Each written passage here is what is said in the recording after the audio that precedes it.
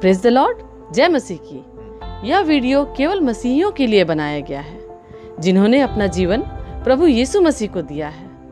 इस वीडियो से हमारा मकसद किसी व्यक्ति, जाति, धर्म अथवा संस्थाओं को ठेस पहुंचाना या उनके अनुयायियों का अपमान करना नहीं, बल्कि बाइबल की शिक्षाओं को आम लोगों तक पहुंचाना है। मुमकिन है कि बाइबल की ये शिक्षाएं कुछ लोगों की विचारधाराओं से मेल नहीं खाती, अतः उनसे अनुरोध है कि वे खुद को इस वीडियो से दूर रखें ताकि उनकी विचारधाराओं को ठेस न पहुंचे। आइए अब हम परमेश्वर का जीवित और सामर्थी वचन सुनते हैं भाई पॉल राजू के द्वारा। Praise the Lord. Praise the Lord. आइए आज के हम परमेश्वर के वचन पर जाते हैं। परमेश्वर का वचन जो हमें आज बताता है, जो मिला है आज हमें, यूहन्ना रचित सुसमाचार उसका 5वां अध्याय उसकी 1 आयत से लेकर 14 आयत तक मैं आप लोगों के लिए पढ़ूंगा, जहाँ पर इस प्रकार से लिखा है। उन बातों के पश्चात यहूदियों का एक पर्व हुआ और यीशु यरूशलेम को गया। यरूशलेम के भेड़ के फाटक के पास एक कुंड है जो इब्रानी भाषा में बैतसदा कहलाता है। उसके 5 ओसारे हैं।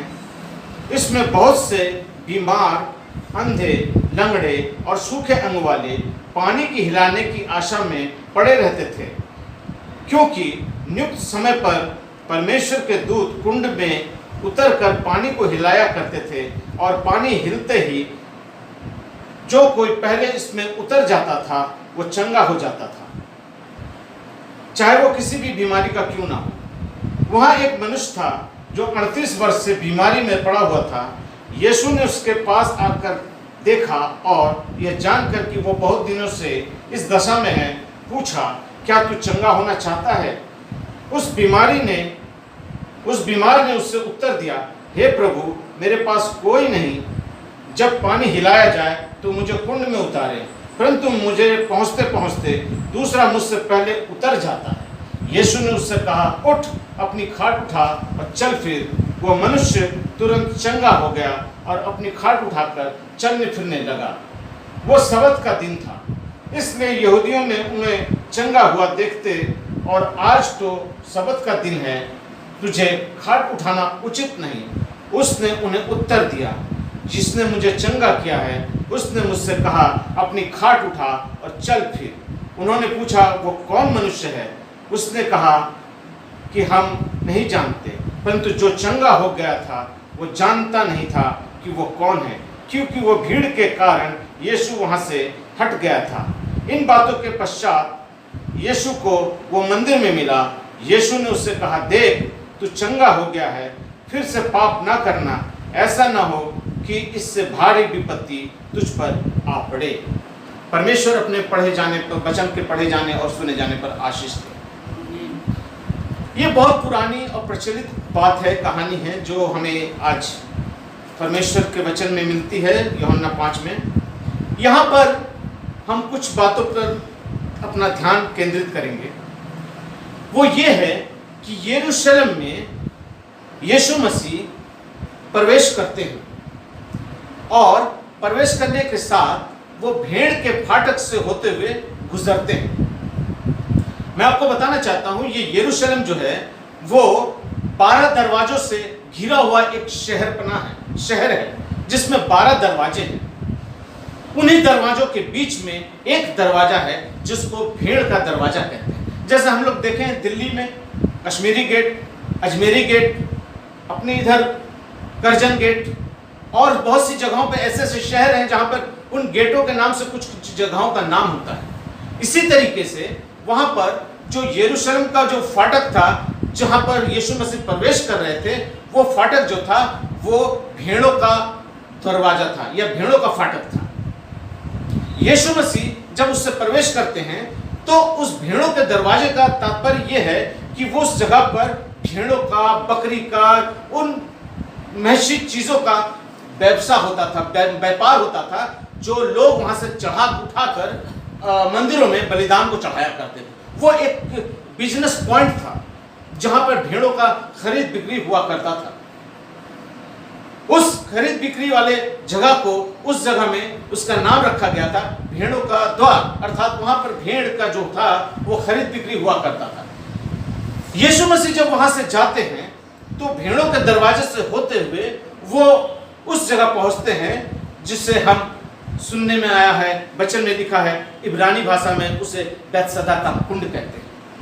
अर्थात बैतसदा का मतलब होता है, बैत माने घर, सदा माने अनुग्रह, माने अनुग्रह का घर।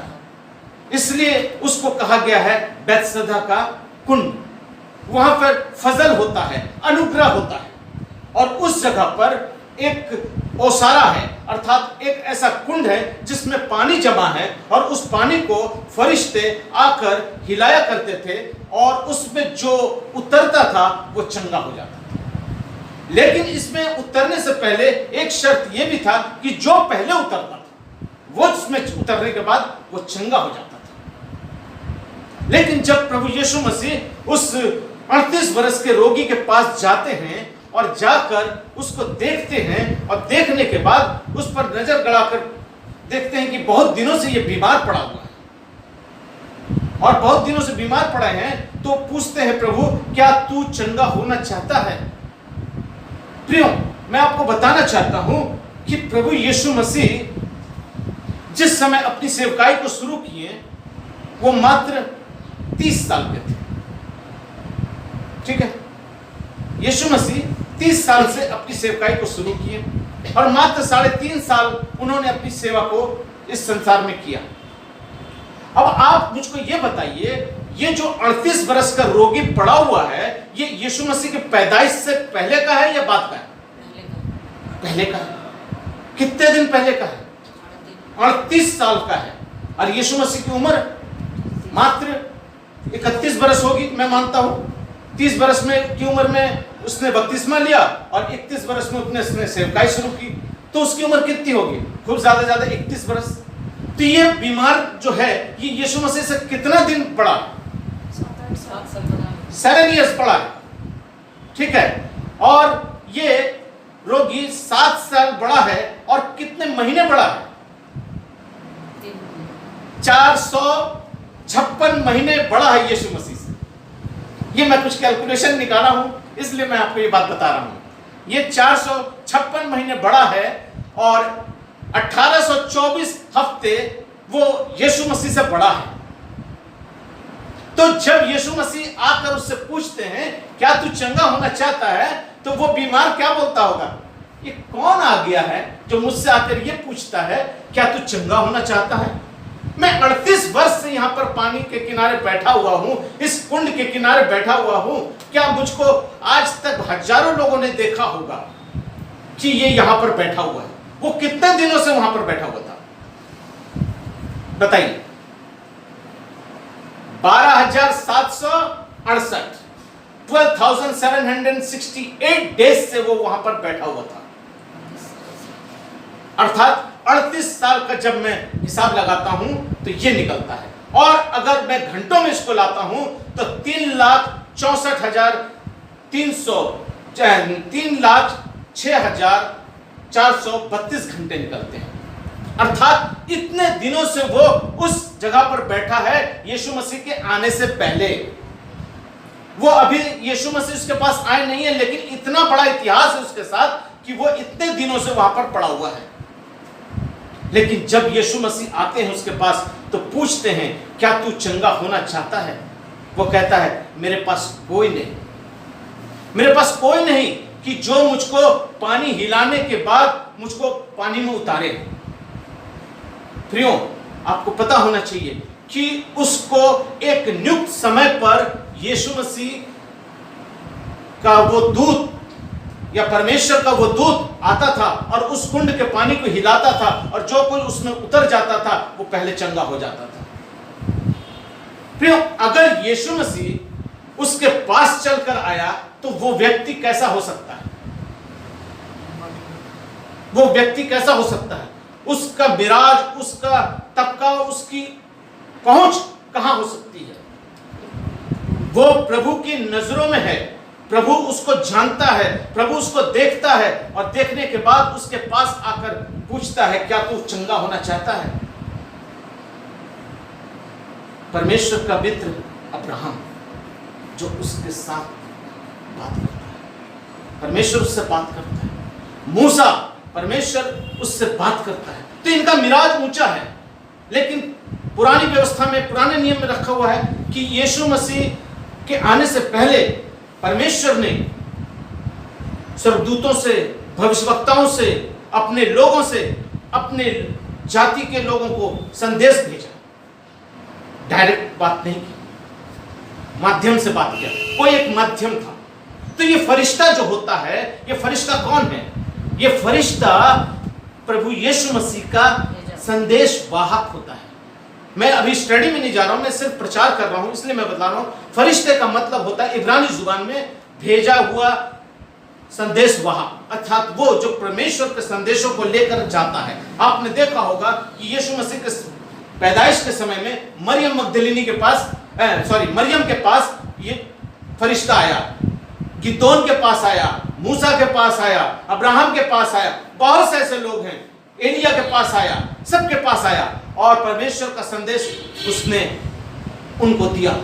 तो आज वो स्वर्गदूत परमेश्वर की तरफ से उस कुंड में आता था और पानी को हिलाता था, और जो उसमें पहले उतर जाता था वो चंगा हो जाता था। लेकिन अफसोस की बात, इस इंसान के पास ऐसा कोई नहीं था जो इस पानी के हिलाने पर इसको उतारे। वो कहता है मेरे पास कोई नहीं। प्रियो, आज जब दुख, मुसीबत, बीमारी आती है तो अपने साथ छोड़ जाते हैं। अब उसके माँ बाप उनको छोड़ गए, उसके दोस्त उसको छोड़ गए, उसके रिश्तेदार उसको छोड़ गए, उसके अपनों ने उसे छोड़ दिया। क्यों? क्योंकि वो बीमार था, उसे कोई देखने हारा नहीं था। आज अक्सर हमने ये सुना है कि ये बहुत दिनों से चारपाई पे पड़ा हुआ है, अपने खटिए पर पड़ा हुआ है, पैरालिसिस हो गया है। प्रभु अगर इसे उठा लेता तो कितना अच्छा होता। क्यों? क्योंकि वो तंग आ चुके हैं उनकी बीमारियों से। प्रभु अपनी इच्छा को पूरी कर। आज लोग पास्टरों से और दुआ कराने वाले योद्धाओं से, लोगों से, प्रार्थना योद्धाओं से कहते हैं आप प्रार्थना कीजिए कि परमेश्वर अपनी इच्छा को पूरी करे और इसकी आत्मा को शांति से ग्रहण कर ले। क्यों? क्योंकि हम परेशान हो चुके हैं, हम उसकी परेशानी में उसका साथ नहीं दे सकते। वो बिस्तर में पेशाब करता है, बिस्तर पर टट्टी करता है, उसको कोई देखने वाला नहीं है, उसको दवाई देने वाला नहीं है, उसको कोई सुनने वाला नहीं है। क्यों? क्योंकि हम संसार की तरह से सोच कर देखिए तो हम उससे फेडअप हो चुके हैं। कितना करेंगे? 1 साल, 2 साल, 3 साल, 5 साल, ये 38 साल का रोगी है। अच्छों का विश्वास डोल जाता है। जब बीमारी दरमियान में आ जाती है तो हस्बैंड वाइफ का, पति पत्नी का रिश्ता भी खत्म हो जाता है। वो भी बोलती है या बोलता है कि कितना बीमार है, खुदा इसको उठा लेता तो अच्छा।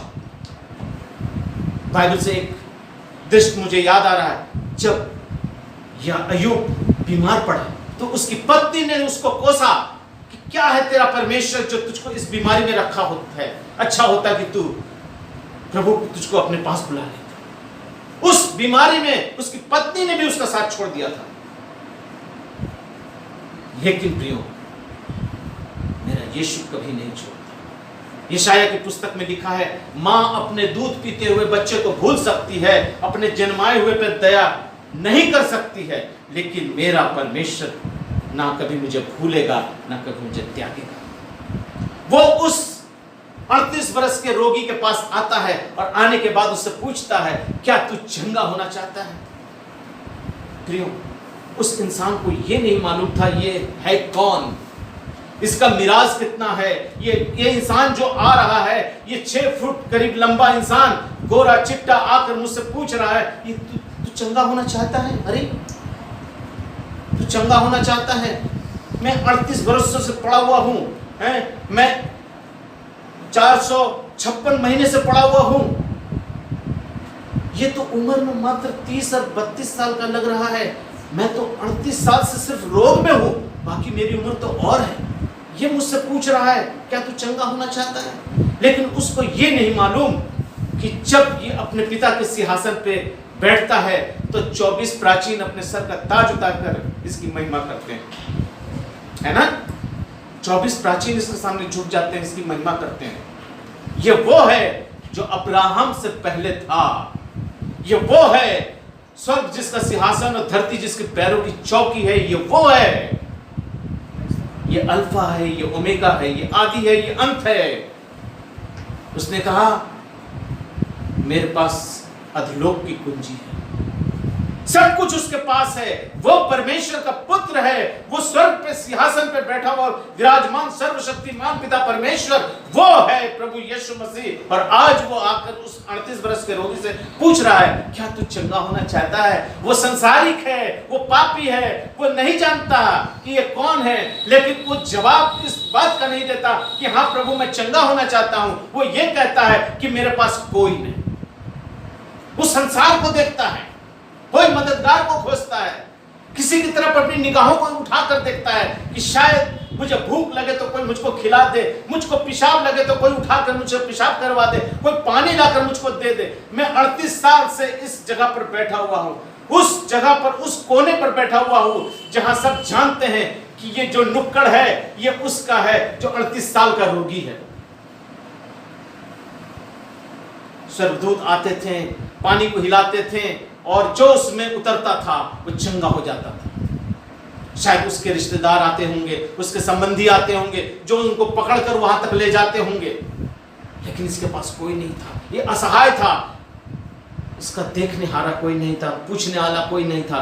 लेकिन मेरे प्रभु यीशु की नजर उस पर थी। वो उसके पास चढ़कर आता है और बोलता है क्या तू चंगा होना चाहता है? उसने कहा मेरे पास कोई नहीं प्रभु कि जो मुझको पानी हिलाने पर उतारे। प्रभु ने ये नहीं कहा कि ठीक है तेरे पास कोई नहीं तो मैं एक आदमी को देता हूं, नहीं। उसने कहा उठ, अपनी खाट उठा और चल फिर। प्रियो, मैं आपको बताना चाहता हूं ये फरिश्ते आकर पानी को हिलाते थे, और मैं बहुत गहरी बात बतला रहा हूं, ये फरिश्ते आकर पानी को हिलाते थे और उसमें जो उतरता था वो चंगा हो जाता था। क्यों? फरिश्तों को भेजा जाता था उनके लिए जो बीमार हैं, जो अपनी बीमारियों में हैं, उनके लिए फरिश्तों को भेजा जाता कि अब जाओ पानी को हिलाओ और ये उतरेंगे और ये चंगे हो जाएंगे। लेकिन इसके लिए फरिश्ता नहीं आया, इसके लिए सर्वशक्तिमान पिता का बेटा चलकर आ गया। ये कौन इंसान हो सकता है? ये कोई मामूली इंसान होगा? नहीं, ये मामूली इंसान नहीं था। हाँ, इसके पीछे इसका एक इतिहास है कि वो एक पापी मनुष्य था, पाप में था। मैं आगे बता दूंगा कि उस किस तरीके से वो पाप में था। वो पापी इंसान था, और वचन कहता है, परमेश्वर का वचन कहता है कि मैं जगत में पापियों को ढूंढ कर आया हूं। वो उस पापी के पास कर जाता है जिसके लिए फरिश्ता नहीं आता। अब्राहम के लिए फरिश्ता आया, गिदोन के लिए फरिश्ता आया, मूसा के लिए फरिश्ता आया। परमेश्वर ने उनको भेजा उनके लिए कि जाओ उनको मेरा ये पैगाम दे दो। लेकिन परमेश्वर का बेटा खुद चलकर आ गया उसके पास कि हाँ अब मैं आ गया हूं तेरे पास, बोल क्या तू चंगा होना चाहता है? कितनी बड़ी बात। ये इंसान कोई मामूली इंसान नहीं है। वो चंगा होना चाहता था, लेकिन कहता मेरा कोई मददगार नहीं है। उसने कहा उठ, अपनी खाट उठा और चल फिर। प्रियो, जिस समय वो चंगा हुआ उस समय जो खाट उठाया और चलने फिरने लगा, फरीसियों ने देखा कि अरे आज तो सबत का दिन है, आज तो सबत का दिन है, ये अपनी खाट उठाकर चलता फिरता कैसे है? आज तो इसको खाट नहीं उठानी चाहिए था। तो बोलता है तुझको मालूम नहीं आज सबत है? कौन सा सबत? कौन सा सबत? मैं किसी सबत को नहीं जानता, किसी सबत को नहीं जानता। क्यों नहीं जानता भाई? क्योंकि उसने कभी सबत मनाया ही नहीं था, वो त्योहार मनाया ही नहीं था। आज मैं जब कभी किसी से मिलता हूं तो पूछता हूं, और भाई कैसे हो, चर्च जाते हो? नहीं यार क्या करें, मेरी जहां ड्यूटी है ना वहां पे चर्च बहुत दूर है, आज 6 महीना हो गया मैं चर्च नहीं जा सकता। तो क्या करें, मजबूरी है, कोई संगति, कोई संगति नहीं। तो ऐसे ही है, चलता है, प्रभु तो सब देखता है। ये वो इंसान था जो सबत नहीं मनाया था, पर्व नहीं मनाया था, मंदिर में नहीं गया था। ये वो इंसान था जो परमेश्वर की उपस्थिति से दूर था, परमेश्वर के मंदिर से दूर था, परमेश्वर से दूर था, और वो भूल गया था कि सबत होता क्या है। उसके सामने से मैं बता दूं कितना सबत गया था, उसके सामने से 1824 सबत गुजर चुका था। 1824 सबत वो उसी जगह पर बैठा हुआ था 38 साल के अंदर। वो बोलता, किसने तुझको चंगा किया? बोला, मैं नहीं जानता, मैं नहीं जानता, नहीं जानता। अरे वो जिस इंसान ने तुझसे बात किया तो उसको देखा नहीं? बोला, नहीं मैं नहीं देखा। क्यों नहीं देखा भाई? वो इसलिए नहीं देखा कि उसकी नजर प्रभु पर टिक नहीं सकी। बाइबल में लिखा है कि आज तक किसी ने भी खुदा से अपनी नजर मिलाकर बात नहीं कर सका, बात नहीं कर पाया। क्यों? क्योंकि उसकी आंखों से वो आग निकलता है कि वो उससे आंख मिला नहीं सकता। लेकिन एक परमेश्वर का स्कॉलर है जिसने अपनी किताब में लिखा कि परमेश्वर की नजर से सिर्फ एक इंसान है जो आंख मिला सकता है, वो है पापी इंसान। अगर कोई पापी है तो वो परमेश्वर से आंखों में आंखें डालकर ये बात कर सकता है कि प्रभु मैं पापी हूं, तू मुझ पर दया करेगा, तू मुझ पर दया कर। एक पापी ही ये मांग कर सकता है अपने परमेश्वर से। लेकिन वो उसको नहीं देखा। क्यों? क्योंकि वो उसने उसको नेग्लेक्ट किया, या इस तरीके से देखा जाए कि उसने उसको कोई तवज्जो नहीं दी, कोई उसके अंदर अहमियत ही नहीं थी। वो नहीं जानता था कि ये आदमी है कौन, ये पूछ रहा है, अरे बस ऐसे ही पूछ रहा है। पूछता है क्या तू चंगा होना चाहता है? वो कहता है मेरे पास कोई मददगार नहीं। अगर वो जानता कि ये परमेश्वर का पुत्र है, यीशु मसीह है, जो बीमारों को चंगा करता है, लंगड़ों को चलाता है, मुर्दों को जिलाता है, तो वो बोल सकता है प्रभु तू आ गया कि प्रभु मुझको चंगा कर दे। नहीं, उसने बोला नहीं मेरे पास कोई नहीं। प्रभु ने कहा उठ अपनी खाट उठा और चल फिर। वो उठा, अपनी खाट को उठाया और चलने फिरने लगा। फरीसियों ने कहा कि तू तो चंगा हो गया है। कैसे चंगा हुआ? आज तो सबत का दिन है, अपनी खाट उठाकर क्यों चल फिर रहा है? बोला कौन सा सबत, कौन सा त्योहार? मैं किसी सबत अबत को नहीं जानता। तो किसने तुझको चंगा किया? मुझको नहीं मालूम, लेकिन जिसने मुझको चंगा किया उसने मुझको कहा कि उठ अपनी खाट उठा और चल फिर। इसलिए मैंने खाट उठाया और चला फिरा। उसने परमेश्वर की आज्ञा को माना। फरीसी, सदूकी और उसके शास्त्रियों की बातों को नहीं माना, प्रभु यीशु की बातों को माना। खटिया अपनी खाट उठाई और चलने फिरने लगा। फिर आप जितने बड़े पापी क्यों ना, लेकिन परमेश्वर का वचन कहता है कि वो इस जगत में हम पापियों के लिए आया। वो फरिश्तों को भेजता था कि फरिश्ते आकर उसकी निगरानी करें। वो फरिश्ते आए और पानी को हिलाएं, लेकिन वहां यीशु खुद चलकर आया और आकर उसने उससे कहा अपनी खाट उठा और चल फिर। ये मामूली इंसान नहीं है, ये परमेश्वर का चुना हुआ एक बंदा है। ये परमेश्वर की नजरों में एक ऐसा इंसान है जिसको परमेश्वर ने दूर से देख लिया, जिसकी खिदमत फरिश्ते करते हैं, जिसकी खिदमत फरिश्ते करते हैं, जिसकी निगरानी परमेश्वर के दूत आगे पीछे उनके पहरा करते हैं, वो इंसान है। लेकिन उसको ये नहीं मालूम था कि मैं हूं कौन, मैं हूं कौन। आपने गिदोन के बारे में सुना, जब न्यायों की पुस्तक उसका 6वां अध्याय पढ़ेंगे तो वहां पता लगता है कि गिदोन जो था, जिसको परमेश्वर ने चुना था, वो एक सूरवीर सुरमा था। वो इस डर के मारे अपने झाऊ गाछ के नीचे अपने अनाज को छांट रहा था। परमेश्वर का दूत आकर उससे कहा, हे सूरवीर सुरमा। वो बोला, अरे भाई मैं कहाँ सूरवीर हूं, मैं तो डरा हुआ हूं। बोला नहीं, तू डरा हुआ नहीं है, तो परमेश्वर के लिए चुना हुआ सूरवीर सुरमा है। परमेश्वर तुमको चुनता है, युद्ध के लिए तैयार करता है।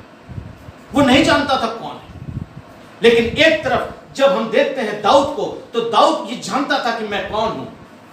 लोगों ने कहा ये छोटा बच्चा है, ये गोलियत से क्या लड़ेगा। उसने कहा नहीं, मैं जाऊंगा, क्योंकि मेरे साथ मेरा परमेश्वर चलता है। हालेलुया, मेरे साथ मेरा परमेश्वर चलता था। जब मैं जंगल में था, जब मेरे भेड़ बकरियों को रीछ और जानवर पकड़ते थे, तो मैं उनके जबड़ों को चीर देता था और उससे छीन लेता था। मैं जानता हूं मेरे संग परमेश्वर है। इस हिम्मत के साथ वो गोलियत के सामने गया। वो जानता था कौन है। आज हम ये जानना होगा कि आज हम हैं कौन। आज परमेश्वर मुझको क्यों चुना है, आज मुझको परमेश्वर ने इस जीवन को दिया तो क्यों दिया। उस 38 वर्ष के रोगी को यह नहीं मालूम था कि मैं कौन हूं। उसके पास यीशु था। मेरे साथ एक पद निकाल लीजिए। जब लोगों की हिफाजत में, लोगों के रहनुमाई में उनके फरिश्ते परमेश्वर की उनकी अगुवाई करते हैं। मेरे साथ निकाल लीजिए भजन संहिता 34। मेरे साथ निकालिए भजन संहिता 34 उसका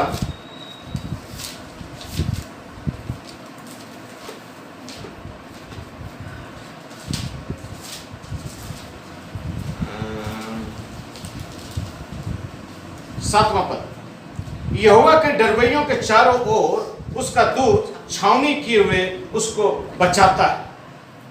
यहोवा के डरवैयों के चारों ओर उसका दूत उसे छावनी किए हुए उसे बचाता है।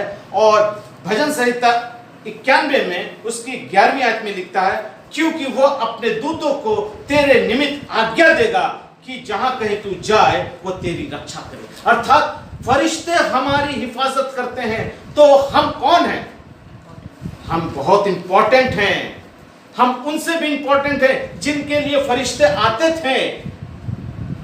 अब हमारे लिए फरिश्ते हमारी निगरानी करते हैं, हमारे आगे पीछे चलते हैं, हमारी हिफाजत करते हैं। हमारे लिए आते नहीं है सिर्फ क्योंकि वो हमारे साथ रहते हैं, क्योंकि परमेश्वर ने उसको भेजा है हमारे लिए। तो हम नॉट ए सिंपल पर्सन, मैं कोई मामूली आदमी नहीं हूं। आप ये जान जाइए कि जिसके साथ परमेश्वर का आत्मा है, जिसके साथ परमेश्वर चलता फिरता है, उसके साथ परमेश्वर के दूत उसके आगे पीछे उसकी रहनुमाई करते हैं, उसके साथ चलते हैं। इस इंसान के पास भी फरिश्ते नहीं आए। इस इंसान के पास भी उस कुंड में फरिश्तों ने आकर पानी को नहीं हिलाया। यीशु मसीह खुद चलकर आया और उस कुंड के पानी को हिलाया। उस यीशु मसीह आया और उस कुंड के पानी को हिलाए इससे पहले कि वो उसको कहता है, उठ, अपनी चारपाई उठा और चल फिर। अब मैं आपको और थोड़ी गहराई की ओर ले जाता हूं। ये जो भेड़ों का फाटक है, ये क्या है? ये वो फाटक है जो यूहन्ना ने अपनी किताब में लिखा है, जहां प्रभु यीशु मसीह ने कहा है कि भेड़ों का दरवाजा मैं हूं। यूहन्ना 10 उसकी 7वीं आयत में लिखा है, भेड़ों का दरवाजा जो है वो मैं हूं। अर्थात प्रभु यीशु मसीह जो है वो हम भेड़ों का दरवाजा हैं। हम कौन है? यीशु मसीह की भेड़ें हैं। यीशु मसीह हमारा कौन है? चरवाहा। यीशु मसीह हमारा चरवाहा है। भजन संहिता 23 हम सभी कोई जानते हैं, यहोवा मेरा चरवाहा है, मुझे कुछ घटी ना होगी। हम सभी को जानते हैं। तो यहोवा मेरा कौन है? चरवाहा है। हम उसकी क्या है? भेड़ें हैं। तो जब वो भेड़ के फाटक के अंदर आता है तो वो क्या करता है? वो 99 को छोड़कर एक भेड़ के पास जाता है, क्योंकि उसने कहा कि मैं खोए हुओं को ढूंढने के लिए आया। उसके साथ और भी भेड़ें थी। उस भेड़ के दरवाजे के पास जब मेरा चरवाहा आया तो वचन कहता है कि भेड़ उनका शब्द सुनकर उसके पीछे चलती हैं। उसके पीछे उसके और भी लोग होंगे, उनके चेले होंगे, उनके विश्वासी होंगे कि देखे अब वो किसको चंगा करता है, अब वो किसको रोटी खिलाता है, अब वो किसको जिंदा करता है, अब क्या मिरेकल करता है। उसके पीछे उसकी भेड़ें थी जो उसके पद चिन्हों पर चलती हैं, जो उनके पीछे पीछे चलती है। लेकिन प्रभु ने कहा कि मैं 99 को छोड़कर एक को ढूंढने आया हूं। वो 99 को छोड़ दिया पीछे और सीधा जाकर उस कुंड में उस 38 वर्ष के रोगी के पास जाकर खड़ा हो गया। क्यों? क्योंकि वो 38 साल से झाड़ी में फंसा हुआ है।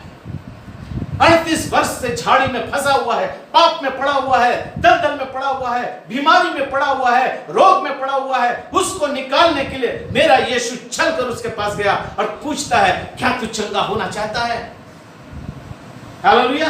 तो आज प्रभु उसके पास गया और जाकर देखता है कि वही जगह जहां पर वो 38 साल से पड़ा हुआ है, आज भी वो उसी जगह पर है। तो वचन कहता है कि सिर्फ ये नहीं पूछा कि क्या तू चंगा होना चाहता है, उसने अपनी आंखें उस पर गड़ाई। वचन निकालिए मेरे साथ, यूहन्ना रचित सुसमाचार उसका 5वां अध्याय, उसके वहां पर लिखता है, वहां एक मनुष्य था, उसके 5वें पद से पढ़ा, वहां एक मनुष्य था जो 38 वर्ष से बीमारी में पड़ा हुआ था। यीशु ने उसे पड़ा हुआ देखा और यह जानकर कि वो बहुत दिनों से इस दशा में है, पड़ा है, उससे पूछा। यीशु ने उसे देखा, अर्थात प्रभु की आंखें उसके ऊपर गई, वो देखा प्रभु को, लेकिन नहीं पहचान सका।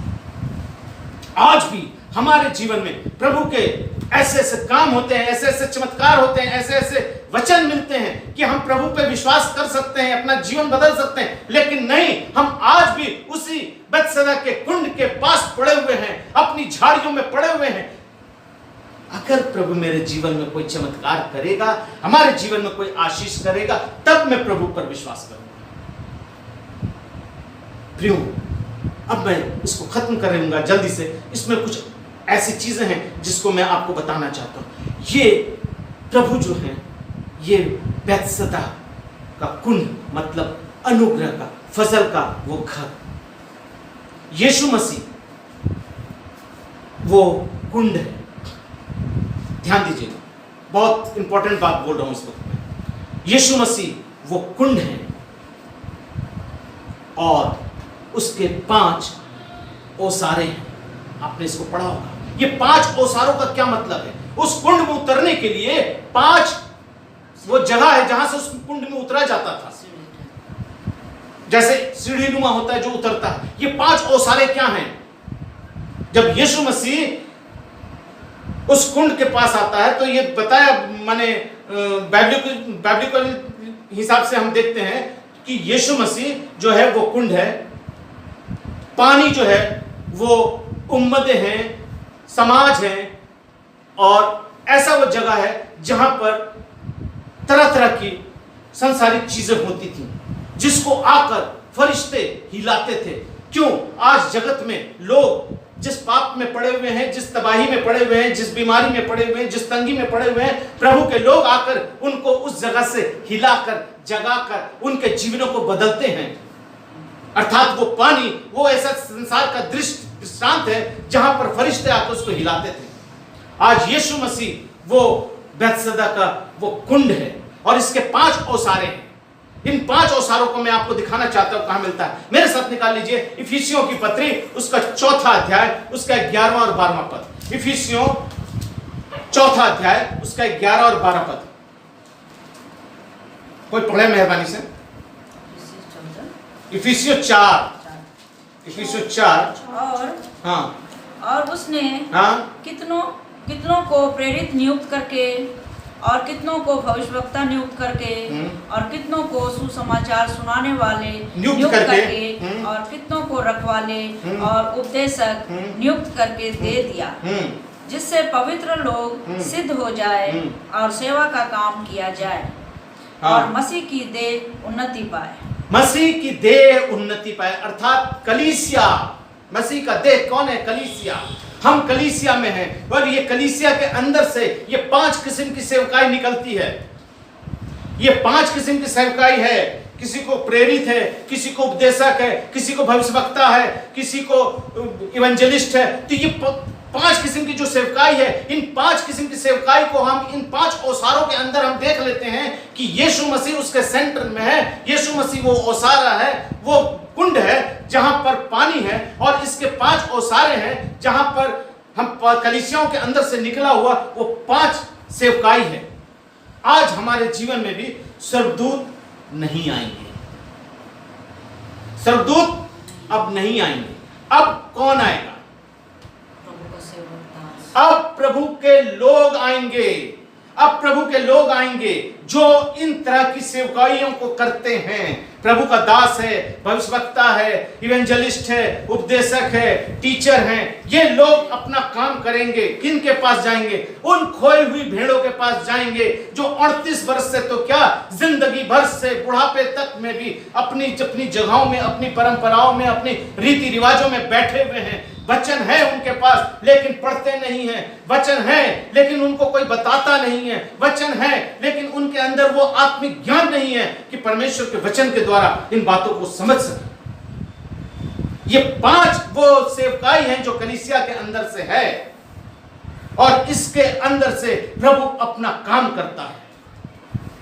आज प्रभु अपने स्वर्गदूतों को नहीं भेजता कि जाओ पानी को हिलाओ। आज हमारा ये फर्ज बनता है कि जब हम प्रभु में हैं तो हम तैयार हो जाएं और ऐसे लोगों के पास जाएं और प्रभु के लिए उन लोगों को हिलाएं, क्योंकि प्रभु ने कहा है तुमने सेत में पाया है तो सेत में दो। तुमने उद्धार पाया है सेत में, अर्थात फ्री में पाए हो तो फ्री में जाके दो। जाओ सारी सृष्टि के लोगों को सुसमाचार प्रचार करो।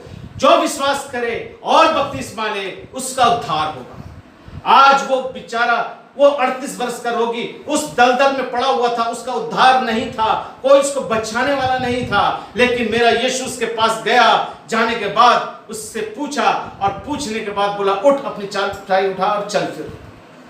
उसका उद्धार कर दिया, उसको बचा दिया। कहां से? उस पाप से, उस बीमारी से, उस दलदल से जहां वो गिरा हुआ था। क्यों? एक वचन मुझको याद आ रहा है, मेरे साथ मेहरबानी से निकाल लीजिए। प्रकाशित वाक्य उसका 1 अध्याय और उसका 12वां पद से मैं आपके लिए पढ़ रहा हूँ। मेहरबानी से पढ़िए कोई।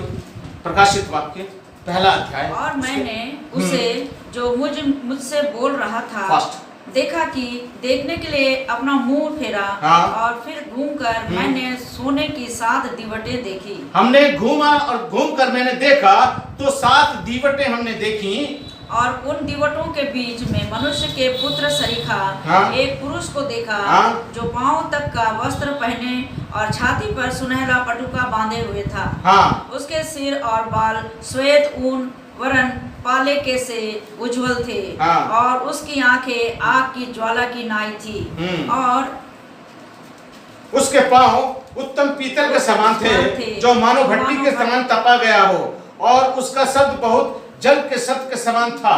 वो अपने दाहिने हाथ में 7 सितारे लिए हुए था और उसके मुख से तेज देवधारी तलवार निकलती थी। उसका मुंह ऐसा प्रज्वलित था जैसे सूर्य की कड़ी धूप चमक रही हो। जब मैंने उसे देखा तो उसके पैरों पर मुर्दा सा गिर पड़ा। उसने मुझसे अपना दाहिना हाथ बढ़ाकर कहा, मत डर, मैं प्रथम और अंतिम और जीवता हूँ। मैं मर गया था, अब देख मैं युगान युग जीता हूँ। मृत्यु और अधोलोक की कुंजी मेरे पास है। इसलिए जो बातें तूने देखी है और जो बातें हो रही हैं और जो बातें होने वाली है उन सब को लिख ले, अर्थात उन 7 तारों का भेद जिसे तूने मेरे दाहिने हाथ में देखा है, और उन 7 दीवटों का भेद जो 7 तारों का है। वो 7 कलीसियाओं के दूत हैं। वे 7 दीवटें 7 कलीसियाएं हैं। अर्थात आज प्रभु यीशु मसीह अपने दूतों के माध्यम से, अपने पास्टरों के माध्यम से, आज पास्टर सब जगह नहीं जा सकते हैं। आज पास्टर्स यहाँ कलीसिया के दूत को उनको संबोधित किया हुआ है, लेकिन परमेश्वर का वचन कहता है कि जो कोई विश्वास करे, जाओ सारी सृष्टि के लोगों को सुसमाचार प्रचार करो। यहां पर कहीं नहीं लिखा है कि पास्टर ही जाएंगे। नो, जो कोई प्रभु यीशु मसीह पर विश्वास करता है, उद्धार पाया है, प्रभु को जानता है, वो उसके लिए है कि जाओ तुम लोगों को सुसमाचार प्रचार करो। और जो विश्वास करे उन्हें पिता, पुत्र और पवित्र आत्मा के नाम से बपतिस्मा दिया। आज उस कुंड के पानी को हमें हिलाना पड़ता है, हमें हिलाना है। आज स्वर्गदूत नहीं जाएगा, आज हमें जाकर उन लोगों को हिलाना होगा, उस संसार से उन लोगों को हिलाना होगा और इन औसारों के माध्यम से उसको उसमें उतारना होगा। अर्थात इस 7-5 जो मिनिस्ट्रीज हैं, सेवकाई है जो चर्च के अंदर से निकलती है, जिसको मैंने कहा कुछ प्रेरित होके, कुछ इवेंजलिस्ट होके, कुछ भविष्यवक्ता होके, कुछ प्रचारक होके, कुछ टीचर होके, ये जो सेवकाई है 5 रकम की, ये 5 रकम की सेवकाई को लाभ के माध्यम से उनको उसमें लाना होगा। अर्थात वो बैतसदा का कुंड, अर्थात रहम का, फजल का वो घर, जहां पर प्रभु यीशु मसीह है, जहां पर प्रभु यीशु मसीह फजल किया है, अनुग्रह किया है, वो दया का जगह है। यीशु मसीह के पास आ जाओ। उसने कहा, ए भूले और भटके लोगों, ओ पाप से दबे हुए लोगों, मेरे पास आओ, मैं तुम्हें विश्राम दूं। आज हमको वहां पर उनको लेकर जाना। आइए अब हम थोड़ी सी बातों को करते हैं। और जब वो चंगा हो गया तो प्रभु को एक दिन वो मंदिर में मिला। जब वो मंदिर में प्रभु को मिला तो प्रभु ने कहा कि तू तो वही है जो चंगा हो गया था, जा दोबारा पाप ना करना।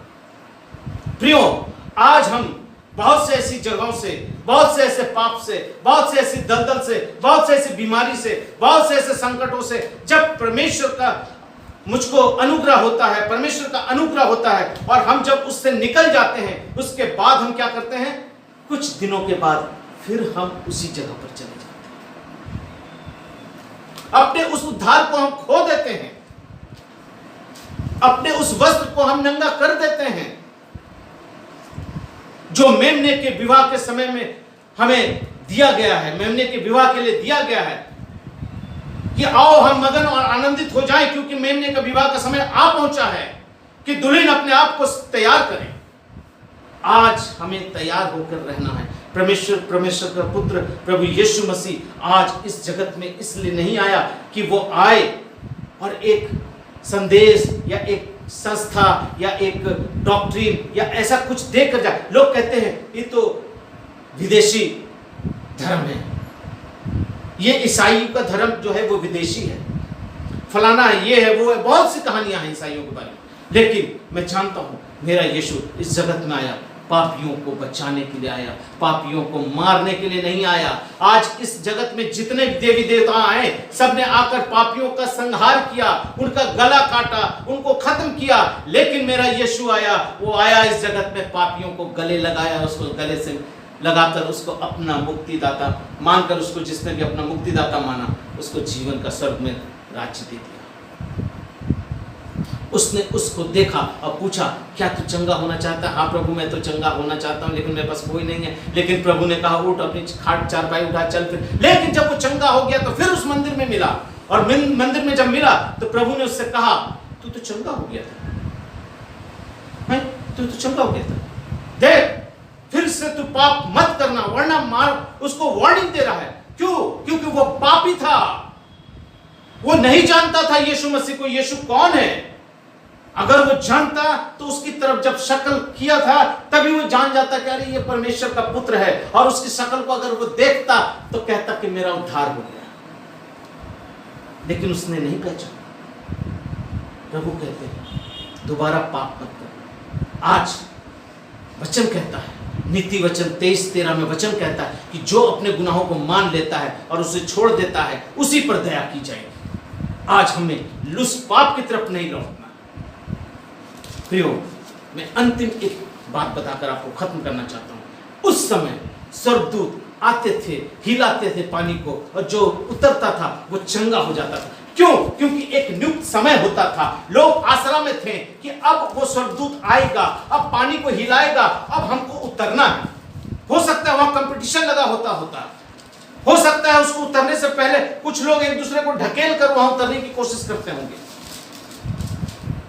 आता था, हिलाता था, जो पहले उतरता था वो चंगा हो जाता था। लेकिन प्रियो, आज मेरा यीशु कैलवरी पर लहू बहा दिया, और ये नहीं कहा कि जो कोई इस कुंड में पहले उतरेगा, नहीं, जो कोई यीशु के लहू में उतरेगा वो उद्धार पा जाएगा। जो कोई, आप कौन हैं इससे कोई मतलब नहीं, किस जाति के हैं कोई मतलब नहीं, लेकिन वहां नियुक्त समय पर स्वर्गदूत हिलाता था पानी को, और जो पहले उतरता था वो चंगा हो जाता था। उसके लिए एक नियम था जो पहले उतरता था। लेकिन आज प्रभु के लहू में उतरने के लिए कोई नियम नहीं, कोई टाइमिंग नहीं, कुछ नहीं। आज जो प्रभु के लहू में उतरेगा वो चंगा हो जाएगा, वो उद्धार पा जाएगा। हालेलुया।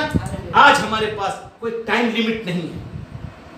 आज, कल, परसों, जिस दिन, जिस घड़ी भी आप प्रभु का अपना उद्धारकर्ता मान लेंगे, उस दिन आपके जीवन में, आपके घर में, आपके बच्चों में, आपके जीवन में, आपकी सर्विस में, आपकी रोजी रोजगार में, उस दिन से परमेश्वर का अनुग्रह उतरने लगे। क्यों? क्योंकि बेथहदा का कुंड अर्थात वो अनुग्रह का कुंड है। वो बेथसदा और इब्रानी भाषा में कहा जाता है फसल का घर अर्थात अनुग्रह का घर। वो अनुग्रह का घर है, वो अनुग्रह का घर है। मेरे यीशु का वो अनुग्रह है जो आज हमें अपने नजदीक लेकर आता है, अपनी भेड़ों को खोजने आता है, हम पर नजर करता है और हम पर दया कर कर हमारा उद्धार करता है। ये ना समझो, यूहन्ना में लिखा हुआ है, ये ना समझो कि तुमने मुझे चुना है, बल्कि मैंने तुम्हें चुना है। वो 38 वर्ष का रोगी, उसने यीशु के पास जाकर नहीं कन्विंस किया कि प्रभु मैं चंगा होना चाहता हूं, लेकिन प्रभु ने उस पर देखा, उस पर नजर लगाई और उसके पास आया और आकर उसको पूछा। हाँ प्रिय, आज हम अपने जीवन में भी प्रभु यीशु मसीह को आने का न्योता दें कि प्रभु आप मेरे जीवन में आएंगे। आज हमें भी ये दायित्व दिया गया है कि हम अपने जीवन के द्वारा ऐसे ऐसे लोगों को प्रभु के नजदीक लेकर जाएं, अपने उन भाई बहने, रिश्तेदार, प्रियों को, दोस्तों को, यारों को, सगे संबंधियों को, मोहल्ले टोले से लोगों को ये बताएं कि मेरा यीशु मसीह कौन है। ये पापियों से प्रेम करने वाला परमेश्वर है, पापियों का गला काटने वाला परमेश्वर नहीं है। ये बलिदान लेने वाला नहीं है, ये बलिदान देने वाला परमेश्वर है। आप इसको किसी चीज देकर खुश नहीं कर सकती, आप किसी चीज के द्वारा इसको इसकी प्रशंसा नहीं कर सकती। इसकी प्रशंसा आपको खुद अपने होठों से, अपने होठों के बलिदान के द्वारा इसको आपकी प्रशंसा करनी चाहिए, करनी होगी।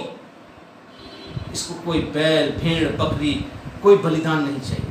ये खुद हमारा मेमना, ये जगत का मेमना जो हमारे सारे पापों को उठा कर ले जाता है, आज वो कैलवरी पर हमारे लिए बलिदान हुआ और हमारे पापों से हमें मुक्त करके हमें अनंत जीवन का वारिस बना। आइए हम सब दुआ करें।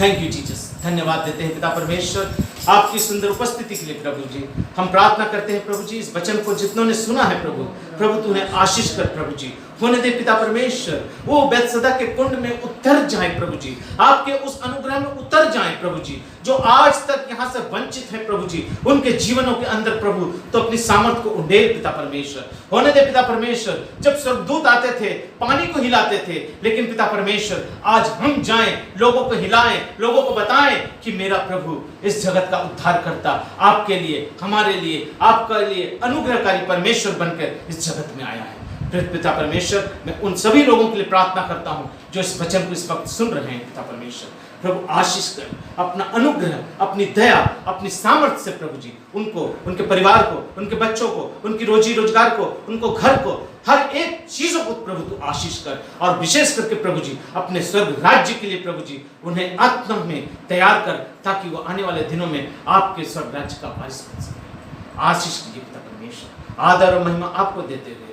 इस प्रार्थना को अपने उद्धारकर्ता प्रभु यीशु मसीह के नाम से मांगते हैं, सुन और दया से ग्रहण करो। आमीन।